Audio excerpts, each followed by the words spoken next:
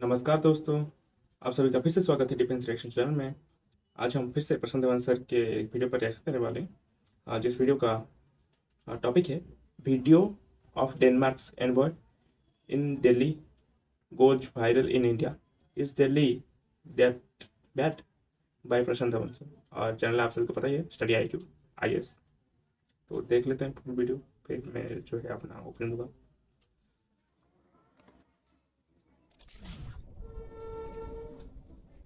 नमस्कार and welcome to Study IQ. मैं हूं Prashant Dhawan. Now recently Denmark के राजदूत की एक वीडियो सोशल मीडिया पे हो गई काफी वायरल, और यहाँ पे आप देख पाओगे इस पर बहुत सारे आर्टिकल्स पब्लिश हुए हैं, क्योंकि डेनमार्क के राजदूत सोशल मीडिया पर चले गए और ये कहा कि देखिए, जहां पर डेनमार्क की एम्बेसी है इसके साथ में इतना कचरा पड़ा हुआ है, ये दिल्ली है, यहाँ पे इतना कचरा होता है, प्लीज जल्दी इसको साफ करवाइए। ऑब्वियसली एज इंडियंस हमारे लिए काफी एम्बेरसिंग था, क्योंकि दिल्ली हमारी कैपिटल है, और वहां पे अगर दूसरे कंट्रीज के राजदूत खुल के ये कहते हैं कि देखिए लोग यहाँ पर कचरा फेंक देते हैं, कोई साफ नहीं करता, दिस इज बैड।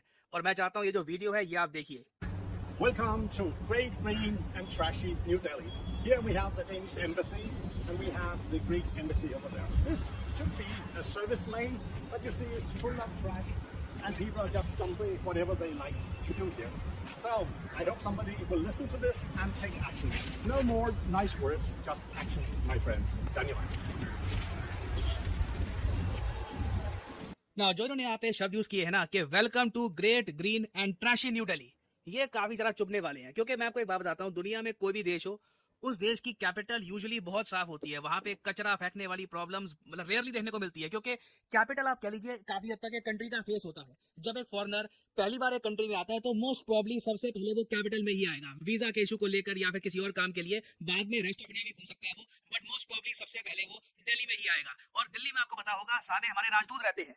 मैं आपको एक बहुत ही इंटरेस्टिंग मैप दिखाता हूँ। यहाँ पे आप देख पाएंगे यह है एशिया का मैप, और यह है हमारा प्यारा भारत। और मैं यहाँ पे जूम इन करने वाला हूँ दिल्ली के चाणक्यपुरी एरिया में। यहाँ पे आप देख पाएंगे दिल्ली में देखिए एक बहुत ही पॉश इलाका है चाणक्यपुरी। जब भारत को आजादी मिली तब हमने ये डिसाइड किया कि दिल्ली में एक इलाका बनाएंगे जो बिल्कुल इंडिया गेट के पास होगा। इधर आप देख पाओगे यहाँ पर ये है इंडिया गेट, ठीक है।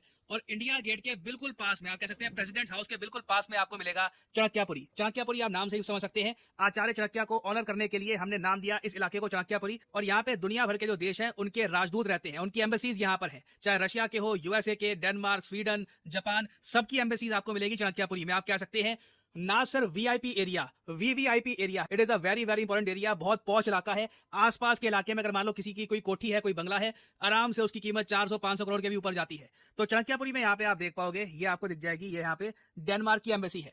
नाउ डेनमार्क के जो ऑनवॉय हैं ये कह रहे थे कि ये देखिए ये हमारी एम्बेसी है, यहाँ पे ग्रीस की एम्बेसी है। ग्रीस भी आपको पता है यूरोपीय देश है, और बीच में जो इलाका है वो दिखा रहे थे, वहां पे कोई भी आता है कचरा फेंक के चला जाता है। और हमने देखा भी, इट इज क्वाइट शॉकिंग। मैं खुद काफी बार चाणक्यपुरी में जा चुका हूँ। इट इज क्वाइट सरप्राइजिंग कि चाणक्यपुरी में भी मतलब एम्बेसीज के पास लोग ऐसे ही बस कचरा फेंक देते हैं।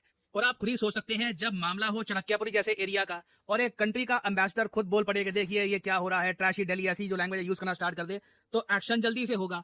झट से हमने ये देखा कि न्यू दिल्ली म्युनिसिपल कॉर्पोरेशन के लोग पहुंचे, और उसके बाद डेनमार्क के जो राजदूत हैं उन्होंने ये भी कहा कि मैं खुश हूं कि जल्दी से जल्दी ये कचरा उठा लिया गया। और यहाँ पे आप देख पाओगे ये जो पूरा प्रोसेस है, इन्होंने थैंक यू भी बोला कि आपने सारा जो इलाका साफ कर लिया उसके लिए थैंक्स। बट इन्होंने यहाँ पर ये थोड़ा दिखाया है कि जब तक ये सोशल मीडिया पे नहीं गए, चाणक्यपुरी जैसे इलाके में भी लोग खुलेआम कचरा फेंक रहे थे। और अगर आप सोच रहे हैं कि ये इशू डेनमार्क के राजदूत ने ही क्यों रेस किया, बाकी और कंट्रीज की भी एम्बेसी थी, उन्होंने ये इशू क्यों नहीं रेस किया, देखिए साफ सफाई को लेकर ना डेनमार्क दुनिया भर में मशहूर है। ये मैं आपको बताता हूँ क्यों। यहाँ पे आप देख पाएंगे पहली बात तो जो यूरोप में लोकेशन है डेनमार्क की, ये मैं आपको दिखा देता हूँ। स्वीडन और नॉर्वे के साउथ में यहाँ पे आपको दिख जाएगा डेनमार्क। नाउ डेनमार्क की कैपिटल है कोपेनहेगन, और करीब 60 लाख की आबादी का ये देश है। जब भी दुनिया में एक सर्वे होता है और एक रैंकिंग बनाई जाती है कि दुनिया में सबसे साफ कंट्री कौन सा है, सबसे क्लीनेस्ट कंट्री कौन सा है, डेनमार्क हमेशा इस लिस्ट को टॉप करता है। डेनमार्क आपको UK, France, Germany, Sweden, Norway सबसे आगे मिलेगा क्लीनलीनेस के मामले में। आप अगर डेनमार्क की सिटीज देखोगे, जिस तरीके से लोग यहाँ पर डिसिप्लिन तरीके से रहते हैं,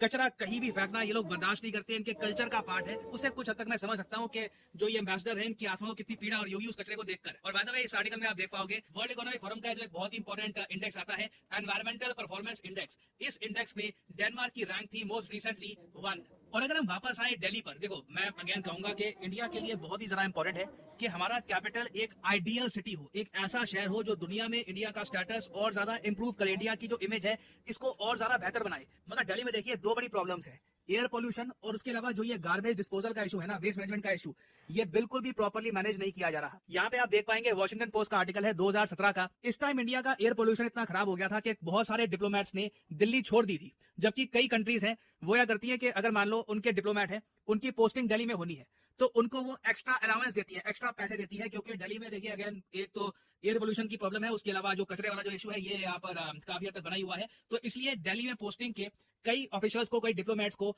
एक्स्ट्रा पैसे दिए जाते हैं उनकी गवर्नमेंट द्वारा। तो यहाँ पर मैं कहूंगा एज एन इंडियन हमें इंश्योर करना होगा कि हमारी कैपिटल में ना ये जो इश्यूज है वेस्ट मैनेजमेंट के और एयर पोल्यूशन के, इन्हें हम कंट्रोल में लाएं, क्योंकि इवेंचुअली देखिए धीरे धीरे आने वाले टाइम में हम लोग इकोनॉमी के मामले में जापान जर्मनी को बीट कर देंगे, दुनिया की तीसरी सबसे बड़ी इकोनॉमी हम बन जाएंगे in terms of nominal GDP.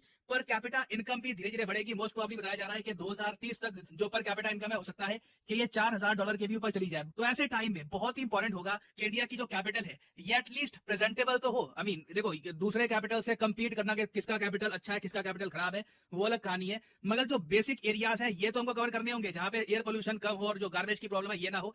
This needs to be sorted, क्योंकि यहाँ पे जो क्वेश्चन है इन लार्जर सेंस आप अगर देखो तो इंडिया की इमेज की बात आ जाती है। तो देखिए इस प्रॉब्लम को सॉल्व करने के लिए, इस गार्बेज फैलने की जो प्रॉब्लम है, जो ना सिर्फ चाणक्यपुर, आप दिल्ली के बाकी इलाकों में चले जाओ, भारत के कई शहरों में चले जाओ, आपको सेम प्रॉब्लम दिखेगी। इसको टैकल करने के लिए हम क्या कर सकते हैं, लिखिएगा इसके बारे में कमेंट सेक्शन में, मैं जानना चाहूंगा आपका ओपिनियन। और फाइनली यहाँ पे मैं आपसे पूछूंगा एक क्वेश्चन। लॉकबिट आज के समय काफी न्यूज में है। यूएसए ने $10 मिलियन की बाउंटी लगाई है उस आदमी पर जिसने लॉकबिट को बनाया है। बहुत ही कंट्रोवर्सी में है लॉकबिट, इस पर बहुत सारे आर्टिकल पब्लिश हो रहे हैं, the Hindu, Indian express, international articles. बताइए कि लॉकबिट आखिर है क्या। ये है यहाँ पे आपकी ऑप्शंस। ये एक रैंसमवेयर है, ये एक मिसाइल है, ये एक नए टाइप की सैटेलाइट है, या फिर डी ये एक एयरक्राफ्ट कैरियर है। कमेंट सेक्शन में करिए उत्तर। जो लोग सही आंसर देंगे उनकी कमेंट को मैं हार्ट दे दूंगा ताकि बाकी लोग समझ पाए कि सही आंसर क्या है। तो दोस्तों वीडियो जो हो चुकी है ख़त्म, और जैसा कि हुआ है घटना साफ सफाई को लेकर, अब क्या कहा जा सकता है। वैसे तो भारत में हमेशा से जो ये पोल्यूशन की प्रॉब्लम है रही है, उस पर ठीक से ध्यान नहीं दिया जाता अभी भी,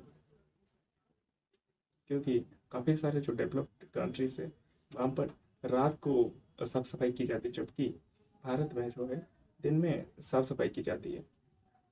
हालांकि भारत में भी रोड की साफ सफाई रात को ही की जाती है, लेकिन जो कचरा है उसे डिस्पोज करना, रीयूज करना या सही से उसे नष्ट करना, ये अभी तक भारत नहीं कर पाएगा, जो भारत को दूसरे देशों से सीखनी चाहिए। आपने जिस तरह से हमारी नदियाँ अब गंदी हो रखी है, उसके बाद वहीं पानी जाके समुद्र में मिलता है, वो गंदा होता है। और भी मतलब गंदगी की बात करें तो एक चेन सिस्टम चल रहा है अब, और उस वजह से हम भी बीमार पड़ रहे, हम इंसान खुद।